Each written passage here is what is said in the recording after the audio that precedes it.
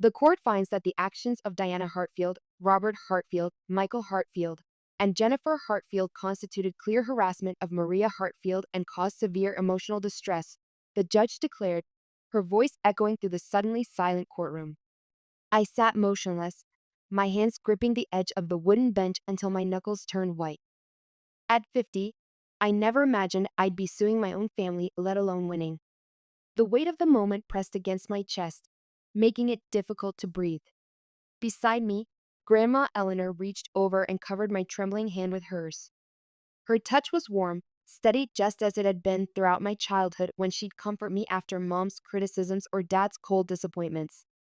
Family relationships must be founded on mutual respect, the judge continued, and the defendants have fundamentally violated this principle. Additionally, their abandonment of Eleanor Willoughby, despite her cognitive challenges they themselves emphasized, demonstrates a disturbing disregard for elder welfare. My attorney, Olivia Morrow, squeezed my shoulder gently. Breathe, Maria, she whispered. Across the aisle, I couldn't bring myself to look at them, my parents, my brother, his wife, the family that had used me as their convenient solution for decades. I could feel their eyes burning into me, filled with righteous indignation that I dared to expose their behavior to public scrutiny. How did we end up here? How did a lifetime of small surrenders lead to this courtroom, this irreparable rupture? It started with a phone call about Bob Dylan tickets 6 months ago. Or perhaps it started 20 years earlier, when I'd abandoned my dreams of becoming a writer to pursue the practical career my parents insisted upon. Or maybe it began in childhood, when I learned that my worth in the family depended on my usefulness. As the judge ordered my family to pay substantial damages and issue a public retraction of their statements, I closed my eyes. This victory felt hollow and complete at once, the end of my captivity and the beginning of an uncertain freedom. Flashback. The phone call, 6 months earlier. I'd been sitting at my small desk in my apartment, staring at the blinking cursor on my laptop screen. The half-finished novel I'd been secretly working on for years mocked me with its incompleteness. At 50, with silver streaks in my once auburn hair and fine lines framing my eyes, I'd finally mustered the courage to revisit the dream I'd abandoned decades ago. The shrill ring of my phone shattered my concentration. The screen displayed Mom, and I felt that familiar tightening in my stomach, the Pavlovian response to years of guilt-inducing conversations. I almost didn't answer. But 30 years of conditioning is hard to break. You finally answered. Mom's voice dripped with that familiar guilt-inducing tone. I've been calling all day. My stomach twisted into knots. I was working, I replied automatically, closing the document that held my novel. Even in my 50s, I couldn't bring myself to tell her about my writing. The one time I'd shared my literary aspirations in college, she dismissed them with cutting efficiency. Writers starve, Maria. You need something practical. Well, I want to talk about our plans for the holidays, she continued, a scheming undertone in her voice that made my heart race. The usual family thing, I guess, I answered cautiously. We're doing something different this year. My chest tightened. What do you mean? I got 4 tickets for Bob Dylan for 3 consecutive days. From the words 4 tickets, I immediately knew I wasn't included. The familiar pain of exclusion, a sensation I'd known since childhood when my brother Michael always came first, washed over me. Am I coming too? I asked, already knowing the answer. Well, about that. We have something important for you to do. My mouth went dry. What exactly? We need someone to look after Grandma. The request hung in the air between us, heavy with unspoken expectations. For the past 2 years, I'd been the primary caregiver for Grandma Eleanor after her hip surgery, commuting daily to my parents' house while they continued their lives uninterrupted. So you mean while everyone enjoys the live concert, I'm supposed to stay over for 3 whole days and take care of Grandma? I clarified, feeling heat rise to my face. Don't be so dramatic, Mom said dismissively. You're always taking care of Grandma anyway, right? Besides, it's not like you have other plans. Something snapped inside me. Perhaps it was the casual way she dismissed my time. Or maybe it was the novel I'd just minimized on my screen, the embodiment of the dreams I'd sacrificed for this family. Were you ever planning to actually ask me? I said, my voice unnaturally calm. or did you just assume I'd agree, like always?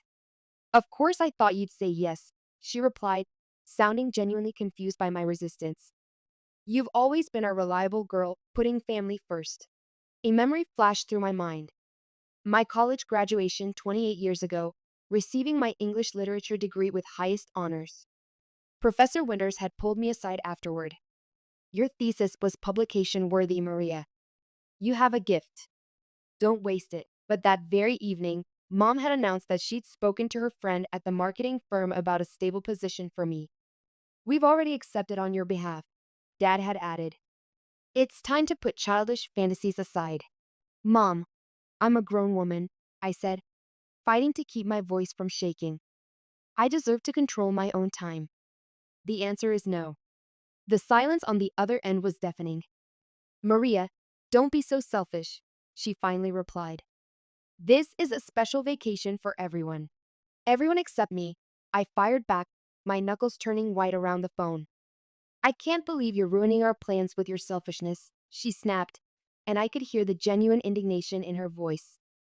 Selfish? You're the ones who made all the arrangements without even asking me, expecting me to gladly sacrifice 3 days of my life. Isn't that the definition of selfishness? That's enough, Mom said coldly. Your father will call you. Maybe you'll listen to him. Before she could hang up, I declared, if you expect me to be your caregiver, don't expect me to come home at all. I couldn't tell if she even heard me. Flashback. Family history. My relationship with my family has always been one-sided.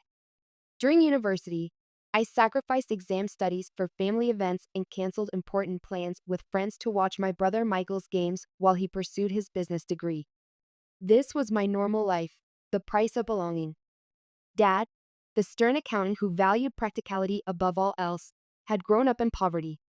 Security first, dreams later, was his mantra, though the later never seemed to arrive. His own father had been an aspiring musician who died young, leaving the family destitute. This trauma shaped Dad's rigid worldview, a perspective he enforced on his children with unyielding resolve. Mom, once a marketing executive who'd clawed her way up the corporate ladder, measured everything in terms of social standing. What will people think? Was the question that guided her decisions. Her childhood in a small town where appearances mattered above all else had instilled in her a pathological need to maintain perfect family optics. Michael, my older brother by 3 years, had absorbed their values completely.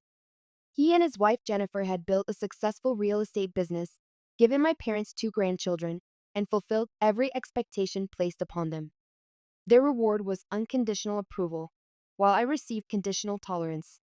The situation really deteriorated after Grandma Eleanor broke her hip 2 years ago. Although the surgery was successful, she began showing symptoms of dementia during recovery. The doctors explained that the shock of the fracture and surgery likely caused a rapid decline in her cognitive function. My parents and Michael's family, who all lived together in the sprawling family home, completely refused to take care of Grandma. We have jobs, they said, as if my work as a copywriter somehow didn't count. The only one left was me, living in a nearby apartment simply because I could work remotely. I suddenly became Grandma's primary caregiver, managing medications, doctor's appointments, helping with bathing and changing clothes. Everything fell on my shoulders as I commuted daily to care for her. Maria, you've always had a special relationship with Grandma since you were a child, my mother said when I expressed hesitation. You couldn't possibly think of putting her in a facility, could you? It was clever emotional manipulation. Of course, I didn't want to put Grandma in a facility. She had been my refuge during childhood, the one who slipped my English essays back to me with encouraging notes in the margins when Mom had dismissed them as a waste of time. She was the former high school English teacher who had secretly encouraged my writing, who had seen something in me that my parents refused to acknowledge. But while I took on the caregiving, my parents went on cruise vacations, and Michael and Jennifer went skiing every weekend. My life had completely stopped. That night after Mom's call, my apartment felt like a prison. My phone buzzed constantly with calls from my parents, which I sent straight to voicemail. Michael texted, Maria, think about what's best for the family. I laughed bitterly. In this family, what's best for the family always meant sacrifice yourself for everyone else's happiness. I collapsed onto my sofa and called Sarah, my best friend since college days. As a nurse who'd managed elder care for her own father, she knew all too well what I dealt with. Let me guess, she asked immediately. They're trying to rope you into caregiving again? This time is different, I said, surprised at my own firmness. I actually said no. I don't have to go along with their plans anymore. Good for you, Sarah said warmly. You've always given in too easily. You deserve your own time and space. But they won't stop calling, I sighed, feeling the weight in my chest. Dad keeps trying to reach me. Don't answer, Sarah said firmly. You've made your decision, right? They're just trying to wear you down. Thanks for saying that. I'm not being unreasonable, am I? Absolutely not, Sarah insisted. You're an adult. They need to respect your decisions. After we hung up, my phone rang again. It was from Dad this time. Despite Sarah's advice, I answered. Dad, my answer is still no, I said immediately. Maria? Robert's voice was measured and calm, the voice he used when closing business deals. We're just asking you to show some compassion for your family. Me lacking compassion?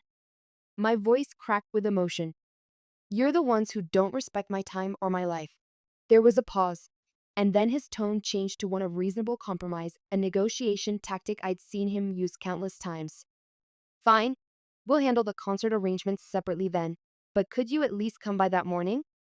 Grandma really wants to see you. I hesitated, feeling suspicious but relieved at this seemingly reasonable compromise.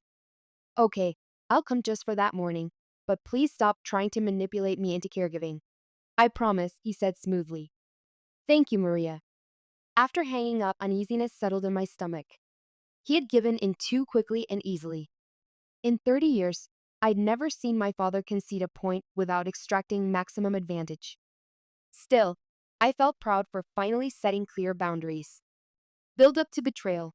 For the weeks leading up to the concert, I continued my daily routine at my parents' house, caring for Grandma while trying to maintain the fragile peace. No one discussed the upcoming concert day, creating an unspoken tension that hung in the air. I felt relieved that they'd accepted my boundary, but couldn't shake the feeling something wasn't right. The night before the concert, I texted my parents. I'll be there around 11 o'clock tomorrow morning. See you then. Mom replied almost instantly. Perfect, Maria. Looking forward to seeing you tomorrow. I allowed myself a small smile. Perhaps things were changing. Perhaps they were finally seeing me as an independent adult with my own needs and boundaries. That evening, I sat at my laptop, opening the document I'd kept hidden for years. My novel about a woman in her 50s rediscovering her voice after a lifetime of silence had grown to 200 pages. I'd written in stolen moments, early mornings before work, late nights when insomnia claimed me. With trembling fingers, I typed a new line. She finally understood that it was never too late to begin again. The next morning, I woke early, filled with strange anticipation. I packed Grandma's medication and favorite snacks and loaded everything into my car. I'd chosen things I knew she'd appreciate. Her favorite Earl Grey tea, some audiobooks of classic literature, and photos from my recent copywriting projects. Driving to my parents' house, I felt surprisingly peaceful. Just a quick visit, see Grandma, drop off her things, and then back to my freedom, maybe even a few uninterrupted hours to work on my novel. The spring sunshine filtered through the trees lining the suburban street, and for the first time in years, I felt something like hope. But as I pulled up to the house, something felt wrong. My parents' car was missing, as were Michael and Jennifer's vehicles. The lights were on, but the house seemed oddly quiet. I frowned as I approached the front door with my bags. When I rang the doorbell, I heard slow, shuffling footsteps. The door opened to reveal Grandma looking confused. Maria, she exclaimed with genuine joy. You came. Of course, I smiled and hugged her frail form. Good morning, Grandma. Where is everyone? They all left, she answered, her voice suddenly clearer than I'd heard in months. They all went to that concert as planned. My blood ran cold as realization dawned. They had tricked me. They had never intended to respect my boundaries. They had simply found a way to get what they wanted in my compliance through deception rather than confrontation. On the dining table sat the remains of breakfast and a note. While Grandma settled in her favorite chair, I picked it up with shaking hands. Dear Maria, we left around 9 a.m. Grandma has had breakfast. There are 3 days of prepared meals in the fridge. Instructions are attached. Emergency numbers are on the fridge. Make sure she takes her 2 p.m. medication. With love, Mom. The casual presumption that I would simply comply with their plans after being deliberately deceived filled me with a rage so intense it made me dizzy. The words "with love" felt like a slap across my face. I need to make a call, I told Grandma, fighting to keep my voice steady. I'll be right back. I went to the kitchen and dialed Mom. After several rings, she finally answered, her voice falsely bright. Oh, Maria, you made it. How's Grandma? What the hell are you thinking? I couldn't contain my fury. How could you pull something so underhanded after I explicitly said no? Maria, please calm down, Mom said in that infuriating soothing tone she used whenever I expressed emotions she found inconvenient. We knew you'd come through. You're always so dependable. I'm not your on-call caregiver, I said, each word precise and sharp. I only agreed to a morning visit. I never agreed to watch Grandma for 3 whole days. But you're there now, aren't you? She replied, her tone hardening. You can't just leave her alone. She needs you. Something inside me, something that had been building for 50 years, finally shattered. This is elder abandonment, I said, my voice turning ice cold. Do you have any idea what happens when I call Adult Protective Services? I heard her gasp. You wouldn't dare. Try me, I replied. If you're not back soon, that's exactly who I'm calling next. Wait. Mom's panic was palpable. We're still at the venue entrance. The concert hasn't started. Then leave and come back. I'm staying for 1 hour. If you're not here by then, I'm calling the authorities. Maria, please. 1 hour, I repeated and hung up. My hands were shaking so badly I had to grip the kitchen counter to steady myself. 50 years of surrendering, of putting their needs first, of being the reliable, self-sacrificing daughter, and this was how they repaid me. With manipulation and deceit. When I turned around, Grandma Eleanor was standing in the kitchen doorway, watching me with clear, lucid eyes that held none of the confusion I'd grown accustomed to seeing. Sit down, Maria, she said in a voice so strong and coherent it startled me. It's time we had a talk. The truth revealed. What do you mean? I asked, staring at Grandma Eleanor's steady gaze, so different from the confused expression she'd worn for the past 2 years. I don't have dementia, she said simply. What? I froze in shock. You seem surprised, she smiled, a familiar glint of intelligence in her eyes, the same look she'd given me decades ago when discussing literary symbolism or analyzing poetry. After my hip surgery, I was indeed confused temporarily, but I recovered months ago. I just didn't tell the family. I sank into a kitchen chair, trying to process this revelation. But why? Why would you pretend? I wanted to see how they would treat me, she explained, sitting across from me with surprising grace for a woman of 78. And more importantly, how they would treat you. The implications of what she was saying slowly dawned on me. You've been testing them? Observing, she corrected. They think I'm having dementia, so they speak freely in front of me. You'd be surprised what people will say when they think you can't understand. A month before the Bob Dylan concert, I'd entered Grandma's room with her evening medication and found her sitting by the window, writing in a notebook. The moment I'd appeared, she quickly closed it and resumed her confused demeanor. That brief glimpse of clarity had troubled me, but I dismissed it as a momentary improvement.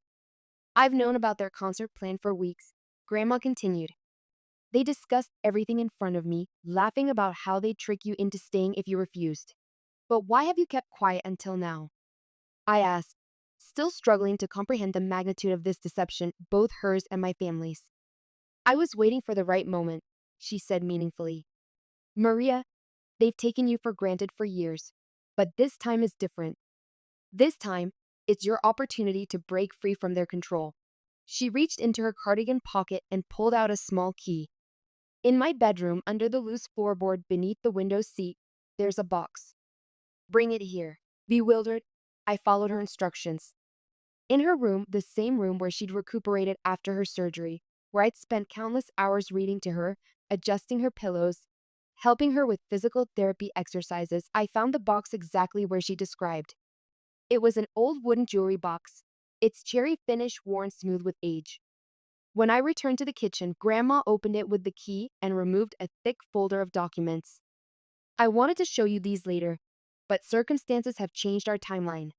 Inside were legal papers, including a new will dated 6 months earlier. I read it with mounting astonishment. Grandma's assets, her beach house in Florida, her considerable savings, and the investment portfolio inherited from Grandpa were all being left to me. Grandma, this is. Words failed me. The right thing, she said firmly. I met with a lawyer months ago and showed evidence that they lied about my cognitive abilities. They were trying to gain control of my assets by claiming I was incompetent.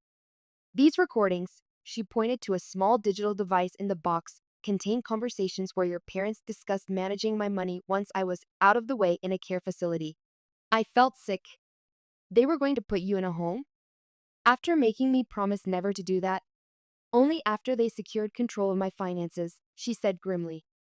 Your father has made some poor investments recently. They need my money. The betrayal cut deep, and not just of me, but of this proud, intelligent woman who had nurtured me when my parents couldn't be bothered, who had seen value in me when they saw only utility. What do we do now? I asked, suddenly feeling like the lost child I'd been decades ago, seeking Grandma's wisdom. Her eyes lit up with an unexpected sparkle of adventure. We leave, she said simply. I've made arrangements. My doctor has provided documentation of my cognitive clarity. My lawyer has finalized the paperwork transferring my assets. We can be in Florida by nightfall. Florida? I echoed. My beach house, our beach house now, she corrected. I've been planning this escape for months, waiting for them to show their true colors so completely that even you couldn't excuse them anymore. I thought about my apartment with its half-finished novel, my job that had never fulfilled me, my life constructed around my family's expectations. They'll be furious, I said quietly. Undoubtedly, Grandma agreed. But ask yourself this, Maria, after 50 years of putting their happiness above your own, what do you truly owe them? Before I could answer, my phone rang. It was Mom again. Have you packed everything? Grandma asked, her eyes sparkling with anticipation. I looked at the phone, then back at this remarkable woman who had secretly been my ally all along. For the first time in decades, I felt the stirring of something long dormant, not just anger or resentment, but possibility. Freedom. I silenced the phone and smiled. The Florida beaches are waiting for us. The social media battle. After our week in Florida, days spent walking barefoot on the white sand beaches, evenings on the porch watching the sunset while Grandma Eleanor shared stories of her teaching years, we returned to reality.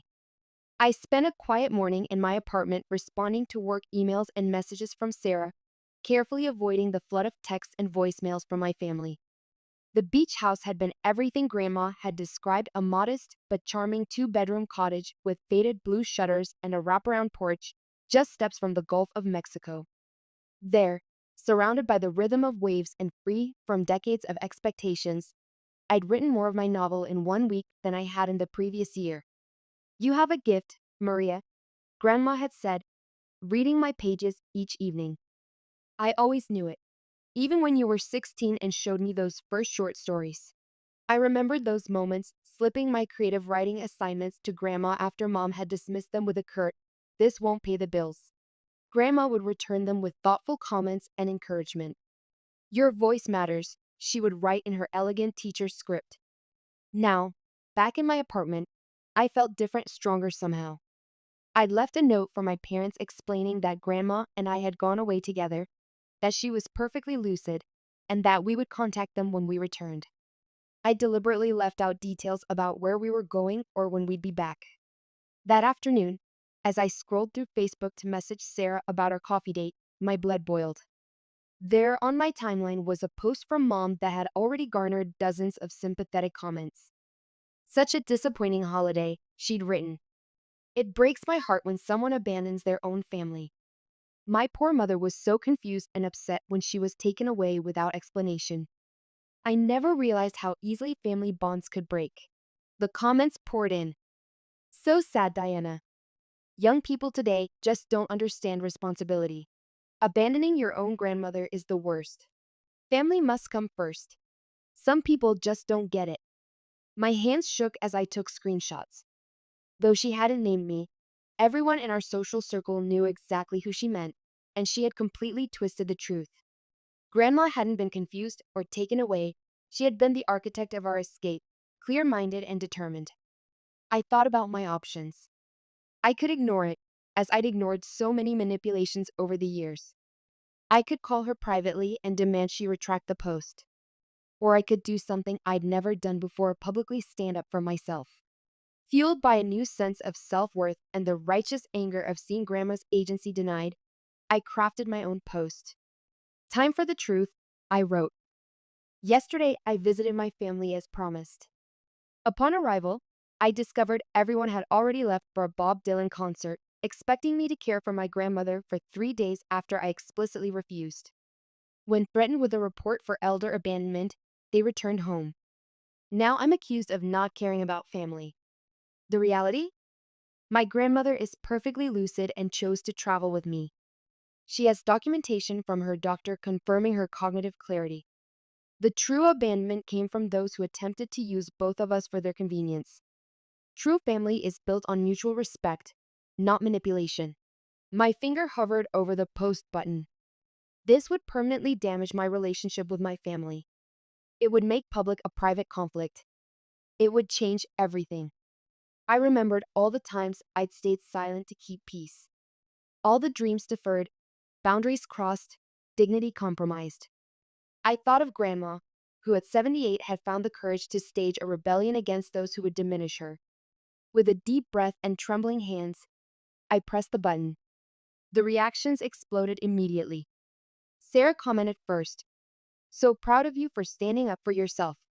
Then came a wave of supportive messages from friends, colleagues, and even distant acquaintances who had witnessed my family's treatment of me over the years. By evening, my social media had exploded with family backlash. Mom accused me of disgracefully exposing private family matters. Dad told me to act like an adult. Michael and Jennifer claimed I was betraying the family. Cousins and distant relatives I barely knew piled on with criticism. Yet simultaneously, my post spread far beyond my network. Strangers began sharing it with comments like, "I've been the family caregiver for years too." Blood relation doesn't entitle them to abuse your boundaries. My phone buzzed nonstop with notifications until I finally turned it off and called Grandma, who was staying at a hotel nearby until we decided on our next steps. "They're attacking me online," I told her, my voice shaky despite my resolve. "Of course they are," she replied calmly. "You've challenged the narrative they've built that you exist to serve their needs. They won't surrender that control easily." The next morning, Sarah called early. "Maria, this is completely blown up. Your post is everywhere. Several major blogs have picked it up." "What?" I rubbed my eyes and grabbed my phone. Notifications flooded my screen. My post had thousands of shares, with countless people sharing similar experiences. Online news sites were featuring my story in articles about elder care ethics and family boundaries. "I never wanted to go viral," I whispered, overwhelmed by the attention. "This wasn't my intention. But your story is touching so many people," Sarah said. "What you're describing is something countless others have suffered in silence." That afternoon brought a shocking twist. Mom posted again, "I need to set the record straight. My previous post was written in haste. My husband, my son, and his wife, and I had unfair expectations of our daughter, Maria. We disrespected her boundaries and tried to use her as free elder care." Her response was justified. "I sincerely apologize publicly." I stared at my screen in disbelief. Mom never apologized, especially not publicly. The explanation came moments later in a text from Grandma. "I had a serious conversation with your mother. Their behavior was disgraceful. They've agreed to publicly apologize to you. However, this isn't enough. They've been exploiting you for years. I believe we should consider legal options. Legal options? That seemed extreme, but my perspective quickly shifted that evening. While ignoring mom's calls, I opened an email from dad. What I read made my blood boil. Maria, we've apologized publicly as your grandmother demanded, but you need to examine your own actions. Threatening elder abuse reports was completely excessive. We just needed a few days of help. Your dramatic overreaction has humiliated our entire family in front of colleagues and friends. You are no longer welcome at family gatherings until you apologize and remove your inflammatory post. I forwarded the email to Grandma immediately, my hands shaking with rage. Their public apologies were completely hollow. They still blamed me and were even trying to cut me out of the family for daring to stand up for myself. Grandma called me minutes later, her voice hard with anger. This is outrageous. They haven't learned a thing. Maria, we need to consult with a lawyer immediately. This is clear harassment. Is that really necessary? I asked, the thought of legal action against my own family still unimaginable despite everything. They won't stop, Grandma said firmly. They've shown who they truly are. Now we must show them who we've become. The legal battle, following Grandma's advice, I met with family law attorney Olivia Morrow the next day. Her office was warm and inviting, with shelves of legal books and framed diplomas that spoke of decades of experience. She listened attentively to my story, occasionally making notes on a yellow legal pad. When I finished, she leaned back in her chair with a grave expression. Ms. Hartfield, this goes well beyond a family disagreement, she said. The behavior of your parents and brother constitutes psychological harassment. The public defamation on social media could be considered libel, and their abandonment of your grandmother raises serious elder abuse concerns. Should I really take legal action against my own family? I asked, feeling the weight of the decision. I thought of Christmas dinners, childhood birthdays, the complicated tapestry of memories that made up our shared history. Despite everything, these people were my blood. Let's begin with a formal warning letter, Olivia suggested. We'll inform them that continued harassment will result in legal proceedings. It's a measured first step. I agreed, and Olivia sent formal warnings to my parents, Michael and Jennifer. But instead of calming the situation, this only poured gasoline on the fire. After receiving the letters, Mom went on the warpath. She posted that I was an ungrateful daughter trying to sue her own family who only wanted help with her sick grandmother. Dad publicly called me emotionally unstable and insisted my claims were wildly exaggerated. Michael and Jennifer joined the attack, labeling me an attention seeker and declaring my story pure fiction. Their vicious response left me no choice. I met with Olivia again and made the painful decision to file a lawsuit for defamation and emotional distress. I know this isn't easy, Olivia said gently as I signed the paperwork, my hand trembling slightly. But it's necessary to protect both you and your grandmother. The day we filed the lawsuit, my emotions were in complete turmoil. I kept thinking about my 16th birthday when Dad had surprised me with a beautifully bound collection of classic novels. Or how Mom had stayed up all night helping me with a college application essay. How Michael had taught me to ride a bike, running alongside until I found my balance. Despite everything, these people were my family, but their actions weren't just a one-time mistake. They represented years of exploitation and disrespect that I could no longer ignore. Grandma Eleanor was my rock throughout the process. She not only supported my decision but offered to testify, revealing how she had been mentally documenting the family's treatment of me for years. I pretended my memory was worse than it was. She confessed one evening as we sat in my apartment, reviewing case documents. I wanted to see who truly cared about me versus who saw me as a burden or an asset. I remembered how my parents had behaved differently when they thought Grandma couldn't understand their impatience, their dismissive comments, their calculations about her finances. I thought of the contrast with my own interactions with her, the hours I'd spent reading to her, discussing books, sharing stories, even when I believed her cognition was impaired. The legal battle dragged on for months, completely shattering whatever remained of our family relationships. My parents, Michael, and Jennifer refused all contact except through attorneys. Extended family members were forced to choose sides. most aligned with my parents in the name of family loyalty, but Grandma and a few others, including my mother's younger sister Janet, stood firmly with me. The case moved forward faster than expected. Olivia methodically presented evidence of the years-long pattern of exploitation, the concert day incident, and the vicious social media campaign that followed. Grandma's testimony proved devastating to my parents' case, as she revealed with crystal clarity how they had systematically taken advantage of me for years. The most damning evidence came from the social media posts and private messages. My parents' own words exposed their malicious intent more effectively than anything else could have. I will never forget my father's face as the judge announced her ruling. The man who had taught me about responsibility, who had instructed me to always honor my commitments, looked utterly bewildered as if he could not comprehend how his actions had led to this moment. The court finds that the actions of Diana Hartfield, Robert Hartfield, Michael Hartfield, and Jennifer Hartfield constituted clear harassment of Maria Hartfield and caused severe emotional distress, the judge declared. Family relationships must be founded on mutual respect, and the defendants have fundamentally violated this principle.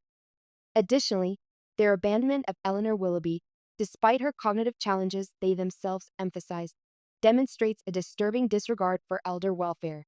The judge issued a restraining order against my family, awarded substantial damages for defamation and emotional distress, and ordered them to publicly retract their false statements with a court-approved apology.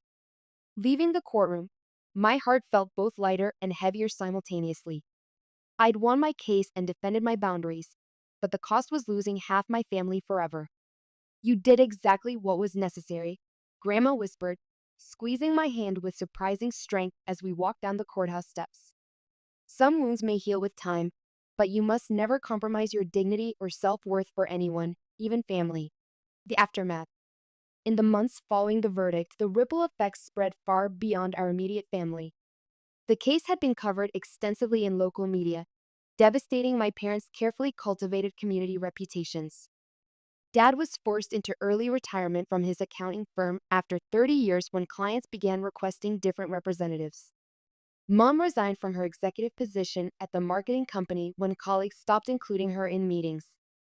Their social circles shrank rapidly as former friends distanced themselves from the scandal.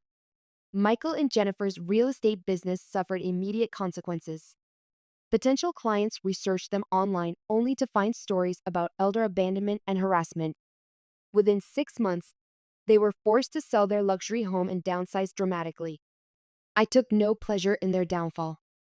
Despite everything, there was a part of me that grieved for what might have been the family we could have been if love had been unconditional, if respect had been mutual. Meanwhile, Grandma moved in with me. Together, we renovated my small apartment to accommodate her needs while preserving her independence. The second bedroom became hers, decorated with cherished photographs and mementos from her teaching years.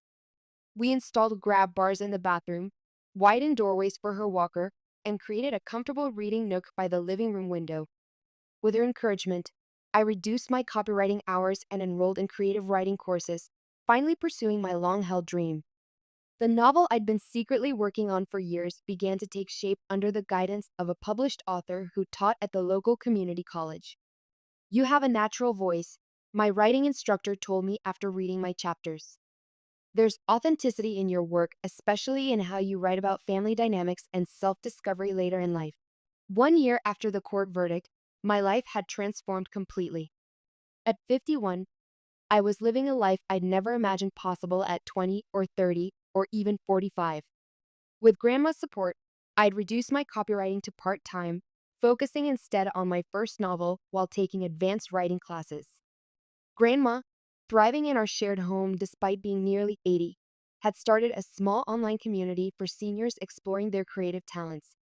"It's never too late to become who you might have been," she would tell her group, quoting George Eliot. The pain of family betrayal still occasionally surfaced, especially around holidays or when I encountered old family friends who didn't know how to act around me anymore. But I reminded myself that my decisions had been necessary. "I won't make space in my life for people who see me as nothing but a convenient caregiver," I told Sarah during one of our regular coffee dates. It sounds harsh, but protecting myself was essential. "It's not harsh," Sarah replied, squeezing my hand. "It's healthy. You spent 50 years trying to earn love that should have been freely given. Though the wounds would never completely heal, I walked forward with a confidence I'd never before possessed. Grandma and I had created our chosen family, one based on mutual respect and genuine love. Our small circle included Sarah, a few loyal friends, my Aunt Janet, and the writing community I'd joined. One evening, as Grandma and I sat on our small balcony watching the sunset, she handed me an envelope. "What's this?" I asked. "Open it." She smiled. Inside was a publishing contract. My novel, The Late Bloomer, about a woman in her 50s who discovers her voice after a lifetime of silence, had been accepted by a small but respected publishing house. "How did you?" I began, stunned. "I may have sent your manuscript to a former student who became an editor," Grandma said with a wink. "But they're publishing it because it's good, Maria. Because your voice matters." Tears filled my eyes as I looked at the contract, then at this remarkable woman who had changed my life by believing in me when no one else did. "Our story isn't over," she said softly. "It's just beginning." As I signed my name on the contract, my real name, not a pseudonym, because I was no longer afraid to stand in my truth, I realized that sometimes the greatest act of courage isn't standing up to strangers, but to those we love. Sometimes the family we need isn't the one we're born into, but the one we create through choice and mutual respect. Grandma and I had lost much, but we had gained something precious: the freedom to be fully ourselves, the dignity of setting boundaries, and the joy of pursuing long-deferred dreams. Our story would serve as a reminder to others trapped in similar situations that it is never too late to reclaim your life, that exploitation, even from family, should never be tolerated, and that sometimes the bravest thing you can do is simply say no to those who would diminish you.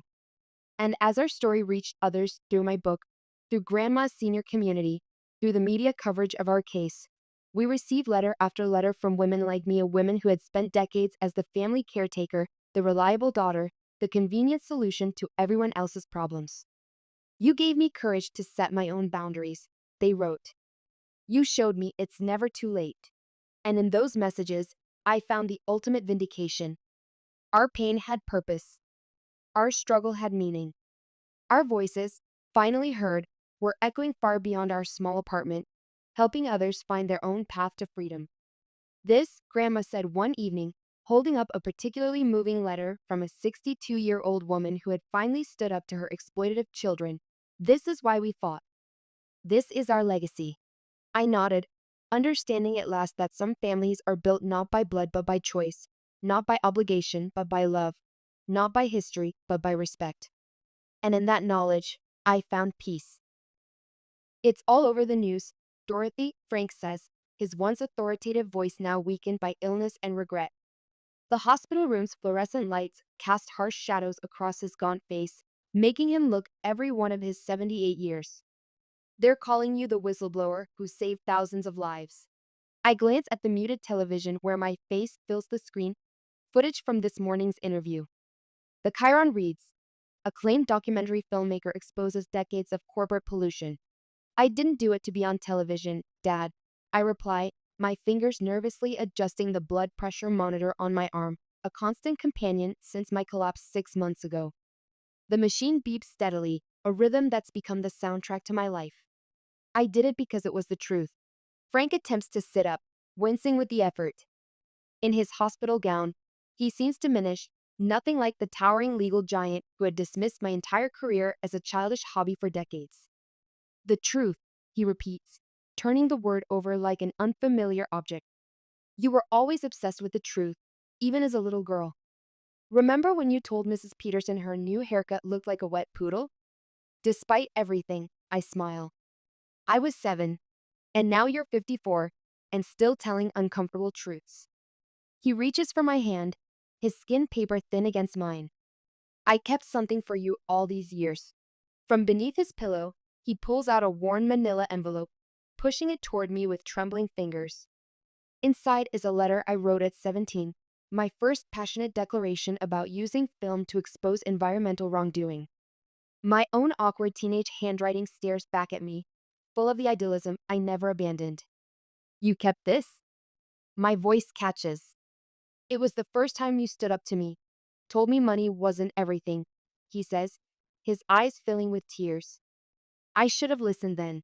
6 months ago, I never could have imagined this moment. My father apologizing, me sitting beside his hospital bed, both of us broken and healing in different ways. How did we get here? How did a birthday dinner spiral into the biggest environmental scandal the country had ever seen? I closed my eyes, remembering where it all began. Helen's birthday dinner, 6 months earlier. The crystal wine glasses clinked as Richard raised his for yet another toast to success. And to those who know how to achieve it, he announced, his perfect white smile gleaming in our father's meticulously decorated dining room. I'm Dorothy Howard, and at 54 years old, I was about to experience one of the most humiliating dinners of my adult life again. Speaking of success, my father Frank interjected, swirling his expensive Bordeaux in his glass, the tremor in his hand barely noticeable. Despite being confined to a wheelchair since his stroke last year, he still commanded the room. Richard just closed another multi-million-dollar merger for Carlton Industries, third one this quarter. He beamed at my brother with the pride I'd never seen directed at me in all my decades of filmmaking. I pushed my untouched salmon around the plate, already knowing where this conversation was heading. The familiar knot formed in my stomach, the same one I'd felt at family gatherings since I was a teenager. My blood pressure medication sat heavy in my purse, a reminder of last month's doctor's warning about stress management.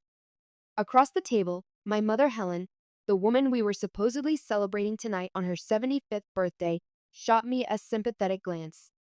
After 50 years of marriage to Frank, she'd perfected the art of silent support. And what about you, Dorothy? Richard's wife Carolyn asked, genuine interest in her voice. She was the newest addition to our family, and at 51, closer to my age than Richard's other ex-wives had been. I heard your documentary about factory farming got nominated for an environmental award. That's wonderful. Before I could answer, Richard let out a snort, the same dismissive sound he'd been making about my work since I picked up my first camera at 16. Oh right, the one about sad chickens. Must be riveting stuff. Actually, I straightened my spine, feeling the familiar tension headache beginning at the base of my skull. It exposed systematic animal cruelty and regulatory corruption. It's being considered for the Greenfield Prize. Considered for what? My father interrupted, setting down his wine glass with a sharp clink. Another participation trophy?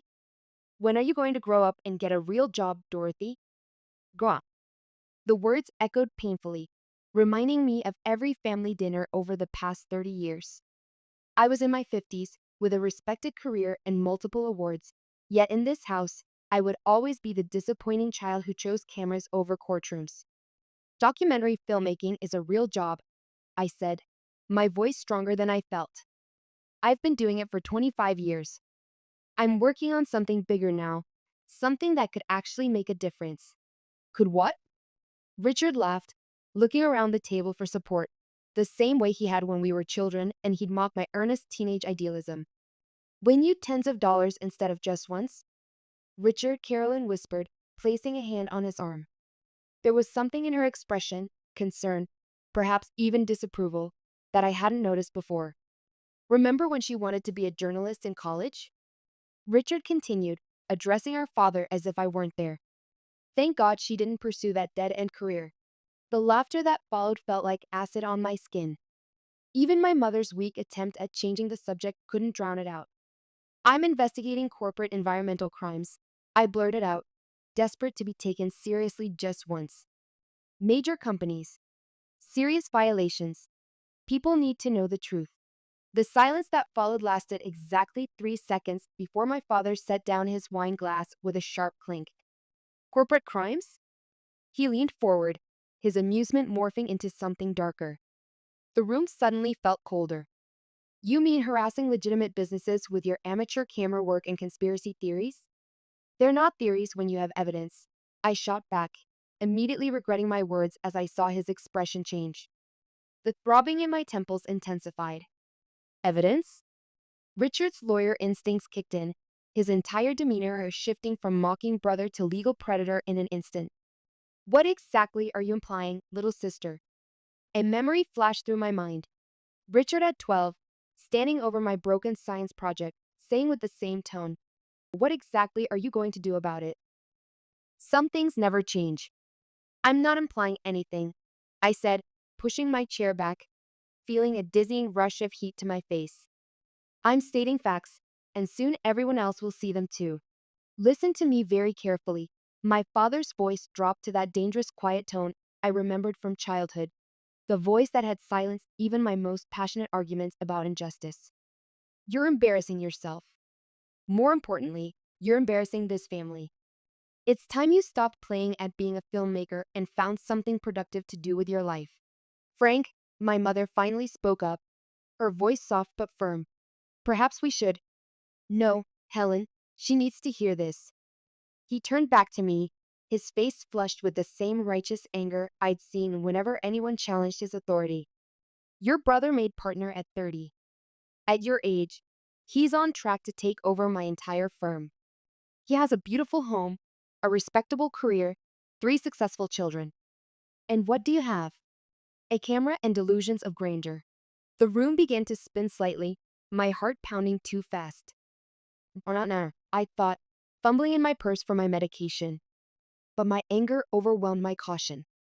I stood up so quickly my water glass toppled, spreading across the pristine white tablecloth like a slow-motion disaster. What I have, I said, my voice shaking with a rage that had been building for decades, is integrity and a story that's going to make you wish you'd taken me seriously. Sit down, my father commanded, as if I were still a child. You're making a scene. No, I'm making a documentary, and trust me, you'll want to watch this one. I grabbed my bag and headed for the door, ignoring my mother's calls to come back. As I reached for the handle, Richard's voice carried from the dining room. Always so dramatic. No wonder nobody takes her seriously. The door slammed behind me with a satisfying bang. Outside, the cool evening air hit my flushed face, and I leaned against my car, suddenly dizzy. My heart was racing, my vision blurring at the edges. Breathe, I told myself. Just breathe. But the pressure in my chest only increased. I fumbled with my phone, trying to call Patricia, but the screen kept wavering in and out of focus. The last thing I remember was sliding down against my car door, the ground rushing up to meet me as the world went black. Hospital, flashback, white ceiling, antiseptic smell, beeping monitors. You're lucky, Ms. Howard, the doctor is saying, her voice floating somewhere above me. The hypertensive crisis could have been much worse. Your blood pressure was dangerously high. I try to focus on her face, but my thoughts are scattered. What happened? You collapsed in your parents' driveway. Your mother found you and called an ambulance. She checks something on her clipboard. Have you been taking your medication regularly? Sometimes I forget, I admit. The truth is more complicated. Health insurance for freelance documentary filmmakers isn't great, and my medication is expensive. Well, you can't afford to forget anymore. Her voice softens. Ms. Howard, you're 54. This kind of stress could lead to stroke, heart attack, exactly what happened to your father last year. The comparison to my father hits harder than any medical warning could. You need to make some lifestyle changes. Reduce stress, regular exercise, better diet. She pauses. Is there something specific causing you unusual stress lately? I almost laugh. Where to begin? The decades of familial disapproval? The constant financial instability? Or maybe the fact that I've spent 6 months secretly investigating Carlton Industries, the company my brother represents and, as I recently discovered, my father partially owns, for dumping toxic chemicals into residential water supplies? Nothing unusual, I lie. As the doctor continues with her recommendations, my gaze drifts to the window. In the next building, I can see the oncology ward, where a young mother cradles her bald child. Something about the image penetrates my medication haze mind, bringing clarity. That could be one of the families from the Carlton case, one of the clusters of rare childhood cancers I've been documenting near their facilities. In that moment, lying in a hospital bed being told to reduce stress, I make a decision that will only increase it. I'm going forward with the investigation, no matter what it costs me. My health, my family relationships, everything pales compared to what those families have lost. My life might be half over, but maybe it's not too late to make it count for something. Patricia's apartment, 1 week later. You should see your face right now, Patricia says, sliding a cup of herbal tea across her kitchen counter to me. You've got that look. What look? I ask, though I know exactly what she means. Patricia and I have been friends since film school 30 years ago. She went on to become a respected journalist while I chose documentaries, but we've remained each other's strongest supporters. The one that says you're about to do something either brilliant or suicidal. She leans forward, elbows on the granite. Her silver streaked hair falls across her face as she studies me. Maybe both. Does your doctor know you're working on this instead of resting? What my doctor doesn't know won't hurt her, I mutter, pulling out my laptop. No, but it might hurt you. She gestures to the blood pressure monitor I now wear daily. Dorothy, you literally collapsed a week ago. And that was my wake-up call. My fingers fly across the keyboard as I pull up my research files. Carlton Industries has been dumping toxic waste in residential areas for years. I have proof, but that's just the surface. And your father's law firm represents them, Patricia finishes, understanding dawning on her face. Dorothy, are you sure you want to look at this? At our age, family becomes more important, not less. The subtle reminder of our advancing years stings, but I turn the screen toward her anyway. These are internal emails from their environmental compliance department. 3 deaths from rare cancers in the last year alone, all covered up, all in neighborhoods where people can't afford to fight back. Patricia's journalist instincts kick in as she scans the documents, momentarily forgetting her concerns. How did you get these? Remember Marcus from college? The computer science major who had a crush on you? He works in their IT department now. He's been helping me gather evidence for months. This is dynamite, Patricia whispers, but you'll need more than just documents. You'll need faces, stories, expert testimony. That's why I called you. I take a deep breath, feeling the familiar pressure building in my chest. I discreetly check my monitor, 140 by 95. Higher than it should be, but not dangerous yet. I need your contacts. Anyone who might be willing to go on record. Patricia studies me for a long moment, then nods. There's someone you need to meet, Michael Price. He broke the story on that pharmaceutical scandal last year. If anyone knows how to handle something this big, it's him. As she reaches for her phone, I suddenly remember something. Patricia, there's one more thing. My brother's wife, Carolyn, she works in accounting at Carlton. At the dinner, before I collapsed, she seemed interested in my work, almost supportive. You think she knows something? I don't know, but she's the only one in my family who's ever shown any genuine interest in what I do. Patricia's expression turns serious. Be careful. Family complications make everything messier. She pauses. Speaking of which, how's your mother taking all this? The question catches me off guard. In the whirlwind of the past week, I've barely spoken to Helen, despite her daily concern texts. She left 3 messages on my machine yesterday, I admit. She's worried, wants me to come over for tea. And I've been avoiding her. I fidget with my teacup. If I see her, she'll try to reconcile me with Dad and Richard. She always does, keeps the peace at all costs. Maybe, Patricia says carefully, but she's 75, Dorothy. And she found you unconscious in their driveway. That's got to change a person's perspective. The guilt hits me hard. My mother has always been caught between my father's domineering presence and my stubborn resistance. For decades, I've judged her for not standing up to him more, for not defending me.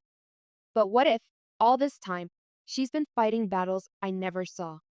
I'll call her, I promise. After I meet with Michael. Downtown Cafe, 2 days later. Your technical skills are solid, Michael says, closing my laptop after reviewing my preliminary footage. His lined face and gray hair give him an air of gravitas that comes with age and experience. At 63, he's what I hope to become, a documentarian whose work has actually changed policies and saved lives. But you're playing it too safe. Where's the anger? I'm plenty angry, I reply, taking a sip of my decaf coffee. Even caffeine is on my restricted list now. Then show it. He leans forward, eyes intense. These aren't just numbers on a spreadsheet. These are real people being poisoned in their homes while your brother's law firm helps cover it up. I flinch at the mention of Richard. I want to focus on Carlton Industries, not my family. Michael leans back, studying me. Sometimes the personal angle is what makes a story unforgettable. Why are you really doing this, Dorothy? Because it's wrong. I say automatically, the same answer I've given for 25 years whenever anyone questioned my choice of difficult, underpaid projects. Try again. I stare out the window, watching people hurry past, most younger than me, all with places to go, people who respect them. I think about my father's dismissive laugh, Richard's condescending smirk, the same expressions they've worn since I was a teenager with my first camera. Because nobody thinks I can, I finally admit. Better, but still not there. Tell me why the audience should care. The words begin to flow, decades of frustration finding voice. Because while companies like Carlton Industries poison communities, they're protected by powerful law firms who make sure they never face consequences. Because my own brother. I stop, emotion threatening to choke me. Go on. Because my own brother sits in board meetings knowing what they're doing, and he doesn't care. Because my father calls me a failure while he profits from their crimes. My voice breaks. Because somebody needs to expose the truth, and at my age, I've realized nobody else will do it for me. Michael smiles for the first time. Now that's a story worth telling. He pulls out a business card. I have a contact at the EPA who's been building a case against Carlton for years. She's been looking for a platform. Call this number tomorrow. As I reach for the card, he holds onto it. But understand something. Once you start down this road, there's no turning back. Your family will never forgive you. The weight of his warning settles heavy on my shoulders. At 25, I might have charged ahead without consideration. At 54, with a heart condition and the increasing awareness of time's finite nature, I understand exactly what I'd be sacrificing. They'll have to get in line, I say, taking the card. But inside, a small voice whispers, is this really how you want to spend your remaining years? Alone? Helen's house the next day. My mother's house, technically my parents' house, but in my mind, it's always been hers, smells of cinnamon and lemon polish, just as it has for 50 years. She opens the door before I can knock, as if she's been watching for me. Dorothy, she says, relief flooding her face. She's smaller than I remember, more fragile, the lines around her eyes deeper. When did she get so old? When did we both? She embraces me, and I feel the slight tremble in her hands. I've been so worried. How are you feeling? The doctor said, I'm fine, Mom. I cut her off, following her into the kitchen. The medication is working. Good, good. She busies herself with the tea kettle, her movements precise and practiced. A former high school English teacher, Helen Howard has always found comfort in order and routine. Your father's at therapy today.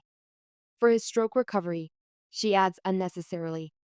I nod, taking a seat at the kitchen table where I've sat through thousands of conversations, from childhood homework discussions to teenage rebellions to adult disagreements. Mom, about the dinner last week. No need to discuss it, she says quickly, setting out delicate teacups, her good china, I notice. Families disagree. It happens. This is more than a disagreement. I take a deep breath. I'm investigating Carlton Industries for environmental crimes. Serious ones. The teacup she's holding clatters against its saucer. Dorothy, please. Your father's health is fragile. Another confrontation could. People are dying, Mom. Children are getting cancer because of chemicals Carlton is dumping into their water. And Dad's firm, Richard, they're helping cover it up. She sits down heavily across from me. You don't understand. Your father built that firm from nothing. His own father was a janitor. Did you know that? He worked night shifts to put your father through law school. I hadn't known. My father never discussed his childhood, presenting himself as if he'd sprung fully formed into success and prosperity. He started with nothing, she continues, her voice softening. Everything he did, he did to make sure you and Richard would never know that kind of struggle. By defending companies that poison people, by building something that would last. For a moment, there's a flash of something I rarely see in my mother, anger. You think it's so simple? Black and white? Your father made compromises, yes, but he believed he was doing the right thing for his family. And what about you, Mom? What compromises did you make? She looks away, her hands fidgeting with her wedding ring. Different times, Dorothy. I chose to support your father's career over my own ambitions. That was my choice. Was it really a choice? Or was it what was expected of women in your generation? Her eyes meet mine, suddenly sharp. Don't patronize me, Dorothy. I knew exactly what I was giving up and what I was gaining. Just as you've made your choices. The comment stings, bringing forth my deepest insecurity that I've sacrificed a normal life, marriage, children, for a career that even now struggles for legitimacy in my family's eyes. I found some of your old journals, she says, changing the subject as she rises to pour the tea. From when you were in college. Your film ideas, interview notes. Would you like them? I've been organizing things lately. The careful way she says it sends a chill through me. Organizing? Why? Is Dad worse than you're telling me? She sighs, sitting back down. No, but at our age, one becomes aware of time. I don't want to leave a mess for you children to sort through when I'm gone. The thought of my mother's mortality, something I've been avoiding, hits me hard. Whatever happens with Carlton, with the documentary, my time with her is limited. Precious. Mom, I say carefully, if you knew something bad was happening, something harmful, would you want to know the truth? Even if it hurt. She's quiet for a long moment, stirring her tea thoughtfully. When I was teaching, I had a student, a bright girl, senior year. She came to me with a plagiarized paper. Top student, heading to Yale. She looks up at me. I could have ignored it. Many teachers would have. But I reported her. What happened? She lost her Yale acceptance. Her parents were furious. Called for my job. A small smile touches her lips. But the next year, she wrote me a letter. Said it was the most important lesson she'd ever learned. She went to a state school, worked her way up honestly. Now she's a judge. She reaches across the table, taking my hand. The truth has a cost, Dorothy. But lies cost more in the end. I squeeze her hand, surprised by the strength in her frail fingers. Is that why you kept all my old film notes? You believed in my work, even when Dad didn't? I've always believed in you. Her eyes fill with tears. I just didn't always have the courage to say it aloud. As I leave my mother's house, I feel both heavier and lighter. My phone buzzes. Michael's EPA contact, Margaret, confirming our meeting tomorrow. I think about canceling, about walking away from all of it. But my mother's words echo in my mind. Truth has a cost. But lies cost more in the end. I send back a confirmation. Whatever happens next, I won't be facing it entirely alone. Margaret's office, Environmental Protection Agency. Margaret Matthews' office feels smaller than it looks, cramped with filing cabinets and stacks of documents that reach toward the ceiling. At 58, she has the tired but determined look of someone who's spent decades fighting uphill battles. She closes the door behind us with a soft click. Everything I'm about to show you is public record, she says, pulling out a thick folder. But nobody's connected the dots yet. I set up my camera as she spreads documents across her desk, my hands steadier than they've been in weeks. Something about being back in documentary mode, in the pursuit of truth, calms my nerves in a way medication can't. Carlton Industries has facilities in 12 states. She begins, her voice clinical, but with an undercurrent of controlled rage. In each location, we've documented increased rates of rare cancers, birth defects, respiratory issues. But every time we get close to proving causation, the evidence disappears. Or the witnesses back out. I finish. Margaret's fingers trace a map marked with red dots. Your brother's firm handles most of their litigation. They're very good at what they do. My camera whirs quietly as it captures her methodically laying out 20 years of environmental violations, settlements, and suspicious coincidences. I think of Richard, who once wanted to be an environmental lawyer in college before her father convinced him corporate law was more practical. When did he become the person who defends the indefensible? Last month, a whistleblower came forward. Margaret continues, former plant manager. He had documentation, samples, everything we needed. The day before his deposition, she pauses, shuffling through papers. What happened? Car accident. Single vehicle. No witnesses. The implications hang heavy in the air. My phone buzzes. A text from Richard.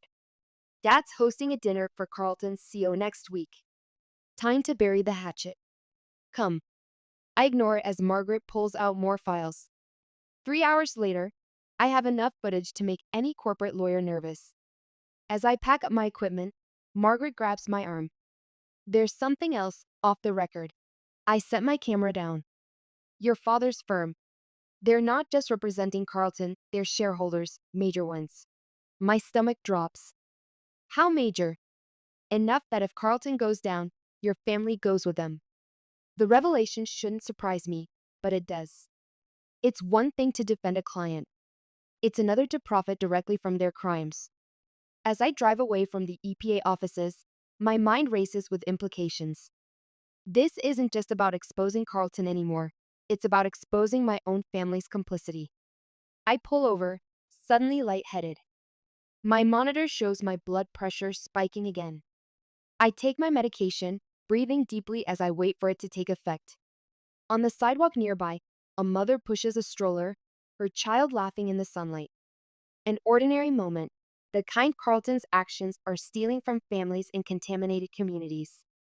I think about my own childlessness, not entirely by choice, but a result of prioritizing my career, of waiting too long, of a brief marriage in my 30s that ended when my husband wanted children and I wasn't ready.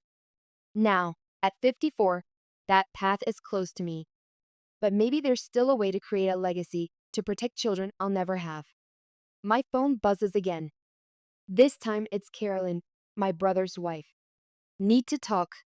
About Carlton. Call me. Park bench the next day. Carolyn sits beside me on a bench overlooking the city lake, her hands clutching a coffee cup so tightly her knuckles are white. At 51, she's still striking, intelligent eyes, careful posture, but today there's a vulnerability to her I've never seen before. Richard doesn't know I'm here, she says quietly. He'd be furious if he knew. Knew what? She looks around nervously before speaking. I work in accounting at Carlton. Last week, I found something in the books. Payments to shell companies, millions of dollars. When I asked Richard about it, she swallows hard. He told me to forget I saw anything, said it was better not to know. How long have you been with Carlton? I ask, resisting the urge to immediately start recording. 3 years. After my cancer went into remission, I needed to work again. Richard arranged it. She touches her stomach instinctively, a habit I've noticed before but never understood. The doctor said I couldn't have children after the treatments. But then, last year, her eyes fill with tears. The twins were a miracle. But now I wonder if they are punishment. What do you mean? I live less than a mile from one of Carlton's facilities, Dorothy. The same chemicals they're dumping, they're linked to the same type of cancer I had. Her voice breaks. What if it comes back? What if it affects my girls? For the first time, I see Carolyn not as Richard's wife, but as a mother terrified for her children, a survivor afraid of recurrence. I need proof, Carolyn. I know. She slides a USB drive across the bench between us. Be careful with this. People who ask too many questions about Carlton tend to disappear. I look at her, really look at her, and see the fear beneath her carefully maintained exterior. Why are you doing this? You're risking everything. She's quiet for a moment, watching a family with young children feed the ducks at the lake's edge. When I was diagnosed, I had to face the possibility that I might not be here to see my daughters grow up. It changes you, confronting your mortality. She turns to me, her eyes suddenly intense. I saw how they dismissed your work at Helen's birthday dinner. But I watched your documentary on factory farming after that. It was powerful. You give voice to those who don't have one. She looks down at her hands. My daughters are 14. I want them to grow up in a world where the truth matters, where people like Richard and your father don't always get to decide what counts as acceptable damage. As Carolyn walks away, her words echo in my mind. Unacceptable damage.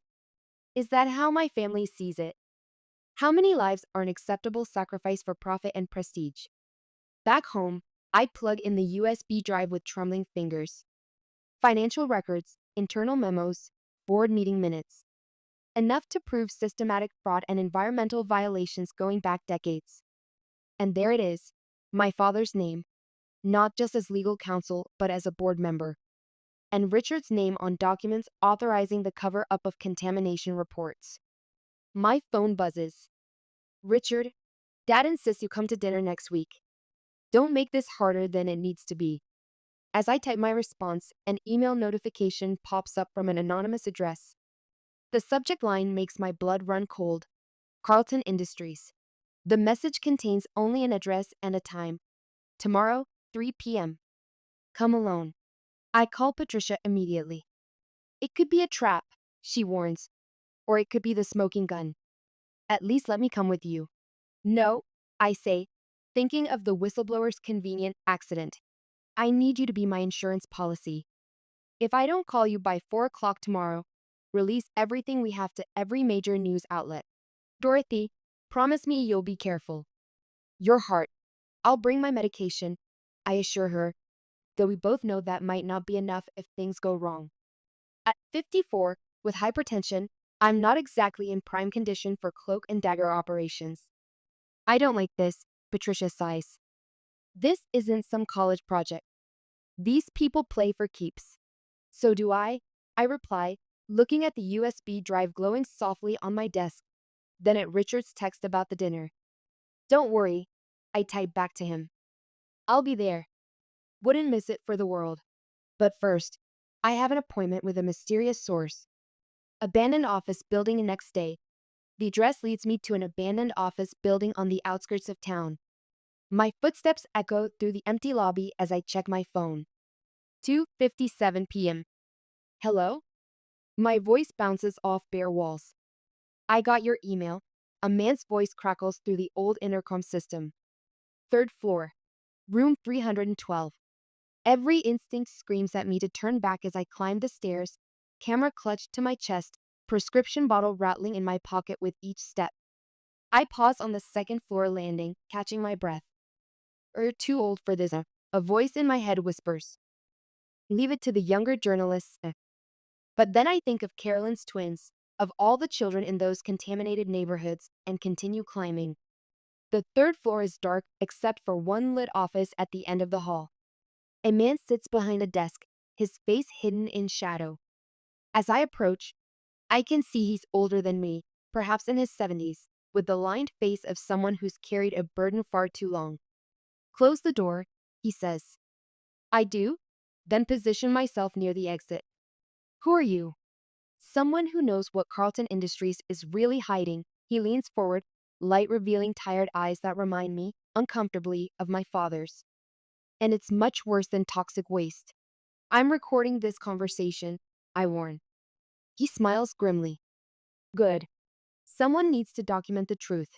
He slides a thick envelope across the desk. These are shipping manifests from the past 5 years. Carlton isn't just dumping waste. They're importing it from countries where disposal regulations don't exist. I flip through the documents, my hands shaking partly from adrenaline, partly from the physical strain of the situation. They're making money on both ends. Billions. Your brother's latest merger. It's with a Chinese disposal company. They're expanding the operation. My camera whirs as I photograph each page. Why are you showing me this? Why now? Because my grandson died last month. Rare form of cancer, 3 years old. His voice cracks with an emotion I understand all too well, grief mixed with rage. I've worked for Carlton for 30 years, kept their secrets. Not anymore. Not after Bobby. His words hit me like a physical blow. This man has been part of the machine that caused suffering just like my father and brother. And like them, he only recognized the harm when it touched his own family. But unlike them, he's chosen to act. I'm sorry about your grandson, I say, and mean it. Don't be sorry. Be effective. The old man's eyes harden. Your father and brother, they know exactly what Carlton is doing. They've known for years. My father sits on the board, I acknowledge. I discovered that recently. Then you know what's at stake. The Howard name, the family fortune, the legal dynasty, it's all built on poison. He coughs, a wet, rattling sound. I don't have long. Cancer. The same kind that took my grandson. Poetic justice, I suppose. A door slams somewhere below us. The man stiffens. You need to leave now. He stands quickly. Take the back stairs. Don't trust anyone, especially footsteps thunder up the main stairwell. The man shoves me toward a side door. Go. I run through the dark hallway, finding the emergency exit just as voices echo from the office. My heart hammers dangerously in my chest as I take the stairs as quickly as my body allows, bursting out into the alley. I don't stop moving until I reach my car, breathing heavily, fumbling with my medication. My phone shows 3 missed calls from Richard. As I catch my breath, it rings again. Where are you? He demands. Out working, I manage to say between deep breaths. Why? We need to talk. Meet me at Harrison's bar now. Harrison's bar that evening, 20 minutes later, I slide into a booth across from my brother. He looks unusually disheveled, his perfect appearance showing cracks for the first time since I can remember. The invincible older brother of my childhood suddenly looks all of his 57 years. Someone's been accessing Carlton's financial records, he says without preamble. Internal documents are missing. You wouldn't know anything about that, would you? I meet his gaze steadily. Why would I? Cut the act, Dorothy. Carolyn confessed everything. My blood runs cold. Is she okay? She's fine, scared, but fine. He rubs his face, the gesture reminding me painfully of our father. Do you have any idea what you're doing? The people you're dealing with. Do you? I pull out my phone, play the recording from earlier. 3-year-old children dying of cancer, Richard. Your client is importing toxic waste from overseas, and you're helping them. It's not that simple. Seems pretty simple to me. These companies provide thousands of jobs, support entire communities. If they go down, children are dying, I interrupt, my voice rising despite the pain in my chest. Lower your voice, he hisses, leaning forward. For a moment, he looks frightened, an expression I've never seen on my confident, successful brother. Listen to me very carefully. There's still time to stop this. Delete your footage, forget what you've seen. Please. Or what? His expression hardens. Or I can't protect you. I don't need your protection. I need you to do the right thing. The right thing? He laughs bitterly, running a hand through his graying hair. The right thing is protecting our family. Dad's firm would collapse if this gets out. Everything he's built was built on blood money. Richard slams his hand on the table. Damn it, Dorothy. This isn't one of your little documentaries. These people, they make problems disappear permanently. I lean forward, meeting his gaze. Is that a threat?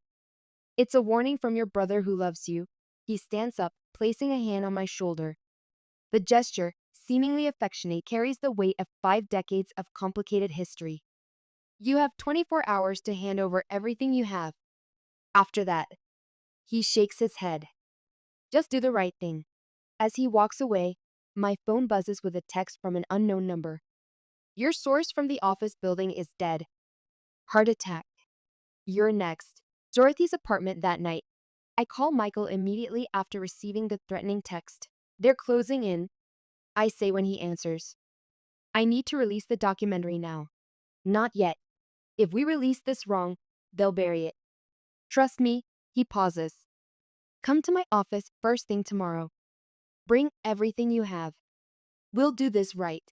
After we hang up, I sit in my darkened apartment, the silence broken only by the ticking of the grandfather clock that once belonged to my grandmother, a reminder of generations past and future. I think about my mother's words. Truth has a cost. But lies cost more in the end. I take my medication, then methodically begin securing my evidence. I copy all my files to multiple drives, send one to Patricia, another to a secure cloud account. Then I sit down at my computer and begin editing. If anything happens to me, the world will know why. My phone buzzes. Richard again. 24 hours, Dorothy. Clock's ticking. A memory surfaces. Richard at 10, me at 7, playing hide and seek. Clock's ticking, Dory. He called, using the nickname only he was allowed to use. Better find a good hiding place. Back then, he'd been my protector, defending me from neighborhood bullies, helping me with math homework. When did we become strangers? When did success become more important than truth? The knock on my door comes at 3 a.m. I freeze in front of my editing screen, heart pounding. Dorothy? It's Carolyn. Please let me in.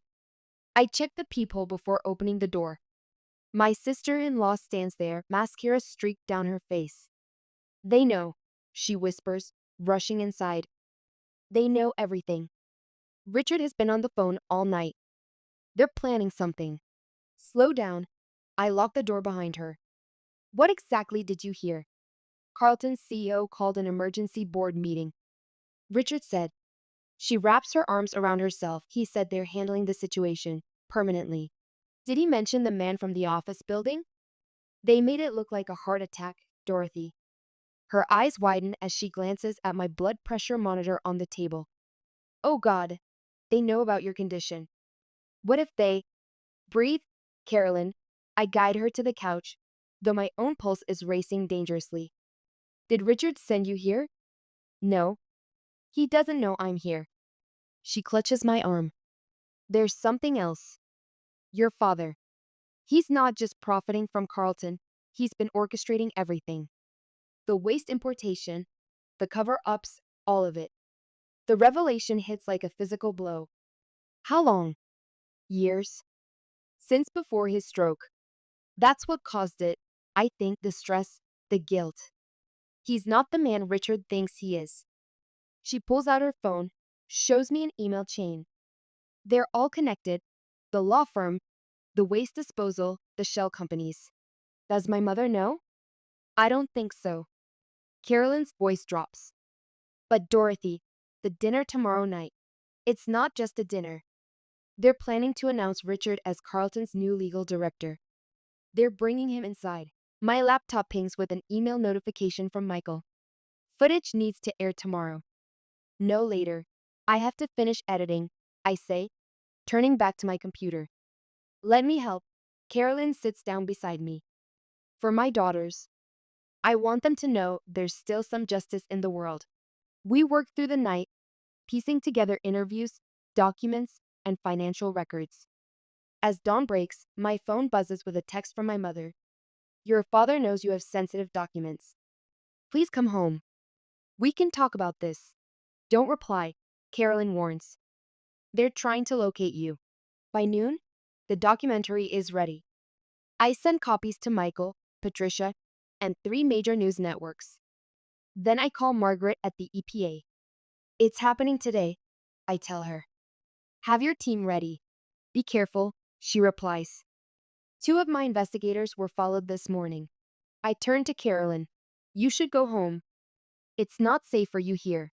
It's not safe anywhere. She stands up, wincing as she stretches her back. But Richard will wonder where I am. As if summoned, my phone lights up with his name. Where's my wife? His voice is cold. How should I know? Cut the act. Her car has been parked outside your building all night. This is your last chance, Dorothy. The dinner's in 6 hours. Bring everything you have. We can fix this. Like you fixed the whistleblower? A long pause follows. That wasn't us, Dorothy. We didn't. He sighs. Just come to dinner, please. For Mom's sake. After he hangs up, Carolyn touches my shoulder. What are you going to do? I look at my laptop, where the finished documentary waits to expose decades of corruption and death, then at my phone, showing the time of tonight's family dinner. The decision crystallizes in my mind. I'm going to do both. Dorothy, no. It's too dangerous. They'll be distracted at dinner. It's the perfect time to release everything. I start gathering my equipment. But first, we need to get you somewhere safe. I'm not leaving you alone. You have to. Your daughters come first. I hand her a burner phone. I'll text you when it's done. If you don't hear from me by midnight. She hugs me fiercely. Be careful. After she leaves, I call Patricia. Everything's ready, she says before I can speak. 3 networks are standing by. Michael has his contacts at the international press primed. We just need your signal. I think about my father's face when he realizes his own daughter brought down his empire, about Richard's reaction when his perfect world crumbles. I think about my 54 years of trying to make them see me, respect me, only to discover they've been part of the problem I've spent my life fighting. 8:30 p.m. I say, release everything. What about you? I look at my reflection in the window, straightening my shoulders. The woman staring back looks tired but determined, silver threading through her dark hair, lines of experience etched around her eyes, but with a purpose that transcends appearance or age. I'll be having dinner with my family. My phone buzzes one final time. A message from an unknown number. Your father's study. Top drawer. The proof you really need. I take a deep breath, checking the time. 5 hours until dinner. 5 hours until I destroy everything my family has built. Time to set the table. I whisper to my reflection. Hope they're hungry for truth. Family stayed that evening. The security guard at my father's gate barely glances at me as I drive through. 8:15 p.m. 15 minutes until everything changes. My mother meets me at the door, her face lined with worry. Dorothy, thank God. She hugs me tightly, whispering, whatever's happening, we can fix this as a family. I look at her, really look at her, and see not just my mother, but Helen Howard, a woman in her 70s who has lived through decades of compromise and silence. What will tonight's revelations do to her? For a moment, I waver. Mom, I say softly, I love you. Remember that. The dining room buzzes with conversation. Richard stands with Carlton's CEO, Robert Williams, their laughter echoing off the walls. My father holds court at the head of the table from his wheelchair, commanding attention despite his physical limitations. The stroke may have weakened his body, but not his presence. Ah, the prodigal daughter returns, he announces as I enter. Perfect timing. Robert was just asking about your creative pursuits. Documentaries, right? Robert's smile doesn't reach his eyes. Fascinating field, though I hear your latest project might need some fact-checking. 8:22 p.m. My phone vibrates silently in my pocket. Patricia, confirming the networks are ready. Actually, I say, accepting a glass of wine from the server. I'd love your input on some of my findings. Richard's glass freezes halfway to his lips. Dorothy, my father warns, his knuckles whitening around the arms of his wheelchair. Perhaps this isn't the time. I look around the ornate dining room, the crystal chandelier, the original oil paintings, the antique furniture passed down through generations. All of it purchased with money made defending companies like Carlton. All of it tainted. When is the time, Dad? After more children die? After you've buried all the evidence in your study's top drawer? The room falls silent. My father's face hardens, a mask of authority I've known all my life. Excuse us, everyone. Dorothy, my office. Now, 8:27 p.m. I follow him down the hallway, Richard close behind. The study door clicks shut behind us. What do you think you're doing? My father demands, wheeling himself behind his massive oak desk, the same desk where he once reviewed my college applications, where he signed the checks for my first camera, where he apparently orchestrated environmental crimes for profit. Wondering why you never told me you were on Carlton's board, I moved toward his desk. 3 years, Dad. All those times you dismissed my career. You were protecting your investment. You don't understand business. I understand right and wrong. I reach for the top drawer, the one the anonymous message mentioned. Richard grabs my wrist. Don't. 8:30 p.m. My phone buzzes again. I smile. Too late. The study door bursts open. My mother stands there, face pale. Frank, you need to see this. All of you. We follow her to the living room, where the massive TV displays breaking news. Exclusive. Corporate giant Carlton Industries linked to mass environmental violations, deaths. Robert storms in. What is this? My footage plays across the screen. The whistleblower's testimony, Margaret's documents, Carolyn's financial records. Then my father's name appears, followed by evidence of his direct involvement. You little fool, my father whispers, his face ashen. Do you have any idea what you've done? Destroyed your empire, I say, pulling open my phone, showing the viewer counts climbing. It's streaming everywhere. International networks are picking it up. Robert grabs his phone. Get me legal now. But his face tells me he knows it's too late. How could you? Richard advances on me, looking less like a successful attorney and more like a frightened boy. Our family. You mean the family that profits from poisoning children? That family? I gesture to the screen where images of sick children appear. My mother sinks into a chair, her hand covering her mouth as photographs of victims appear, including the whistleblower's 3-year-old grandson. Frank, she whispers, turning to my father. Tell me you didn't know. Is silence is answer enough? The front door slams open. FBI agents pour in, followed by EPA officials. Margaret Matthews leads them, holding a warrant. Robert Williams, Frank Howard, she announces. You're under investigation for environmental violations, corporate fraud, and conspiracy. You can't prove anything, Robert snarls. I pull out the contents of my father's desk drawer, documents I'd photographed hours earlier while everyone prepared for dinner. Actually, they can. Dad kept meticulous records. Richard stares at me, realization dawning.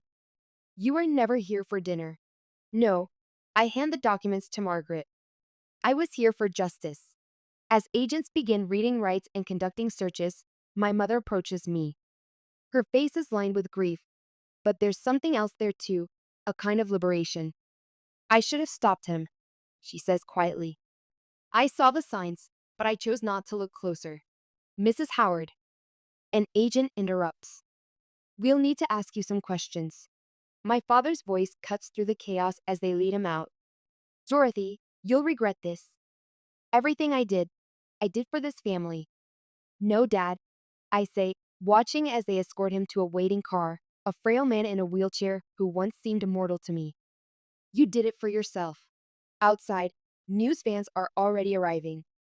Michael stands among the reporters, giving me a subtle nod. My phone buzzes with a text from Carolyn. Watching the news. Are you okay? Before I can reply, Richard grabs my shoulder. They're arresting our father, and you're texting? This will destroy us all. I shrug off his hand. Maybe we needed destroying. As camera flashes light up the night and reporters shout questions, I think about the woman from my first interview pointing at her poisoned backyard, about the whistleblower who died trying to expose the truth, about Carolyn's daughters who will now grow up in a cleaner world. No, I whisper, watching my father's car drive away, my blood pressure finally, for once, steady and calm. We needed saving. Epilogue, 3 months later. The prison visiting room smells of industrial cleaner and stale coffee. My father sits across from me, orange jumpsuit replacing his usual tailored suits, looking older than I remembered. The stroke and the scandal have aged him years in just weeks. I wasn't sure you'd come, he says, his once booming voice now thin and uncertain. Neither was I, he gestures at the newspaper between us. The headline reads, Carlton Industries executives face criminal charges. Whistleblower documentary sparks global reform. You did what I never could, he says quietly, surprising me. You chose integrity over profit. It wasn't a choice, Dad. It was the only right thing to do. He nods slowly, his hands fidgeting with the edge of the table. Your brother's testimony. It's going to help a lot of families get justice. Richard finally found his conscience. Better late than never, I say, studying this diminished version of the man who once loomed so large in my life. Like father, like daughter, he attempts a smile. You're both stubborn as hell once you choose a path. A guard walks past, keys jingling. That's what I always admired about you, even when I couldn't say it. Your certainty.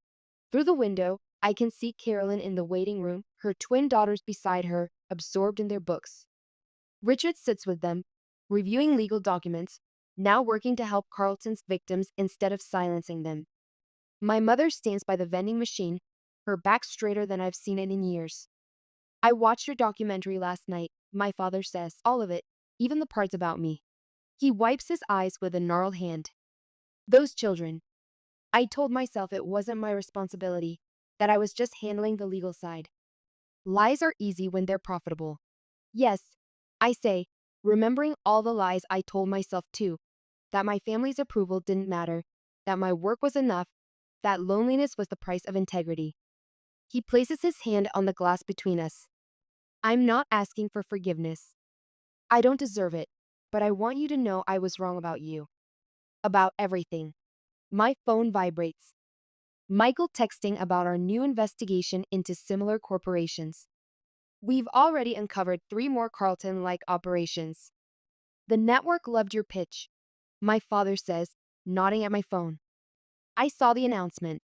A whole series exposing corporate corruption. Someone has to keep telling the truth, and you're the perfect person for it. He straightens in his chair. I'm testifying next week against everyone.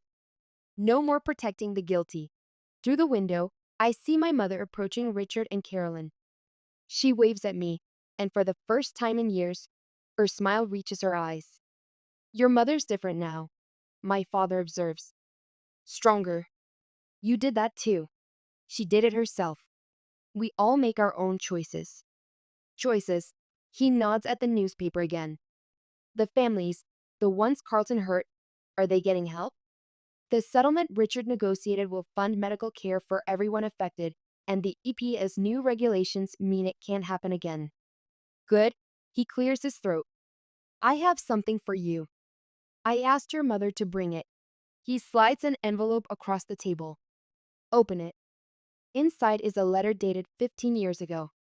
My own handwriting fills the page. My first pitch for a documentary about local pollution. You kept this? It was the first time you stood up to me, told me money wasn't everything. His voice cracks. I should have listened then. A guard approaches. Time's up. My father stands, hands shaking.